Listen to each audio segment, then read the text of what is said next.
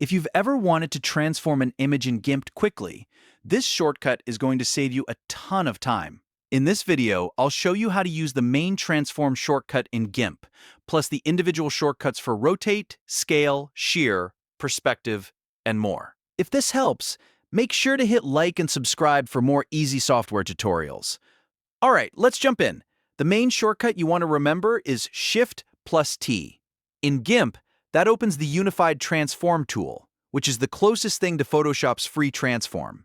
It combines several actions into one tool, so instead of switching between different options, you can scale, rotate, shear, and adjust perspective all from the same place.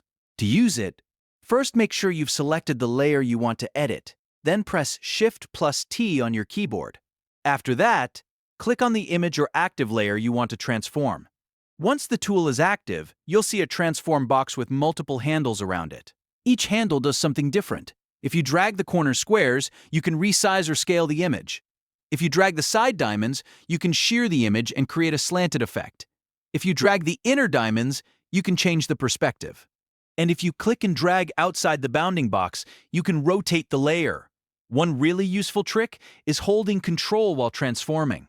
That lets you scale the image uniformly from the center, which is great when you want to keep proportions consistent. This is especially helpful for logos, graphics, or any image where distortion would look bad. When you're happy with the result, press Enter to apply the transformation. If you change your mind, press Escape to cancel it. That makes the Unified Transform tool fast, flexible, and easy to use for everyday editing. Now, if you want more specific control, GIMP also gives you dedicated transform shortcuts. For rotate, use Shift plus R. For scale, use Shift plus S. For shear, use Shift plus M. For perspective, use Shift plus P. For 3D transform, use Shift plus L. Or in some versions, Shift plus Control plus H. And for cage transform, use Shift plus G. These shortcuts are useful when you only want one type of adjustment and don't need the full unified tool. For example, if you only want to rotate text, the Rotate tool is the cleanest option. If you want to stretch or shrink an object, go straight to Scale. If you're adjusting a flat image to match an angle, Perspective is usually the one you want. A good workflow is to use Shift plus T when you want speed and convenience, and then switch to the specialized tools when you need precision. That way, you can work faster without giving up control.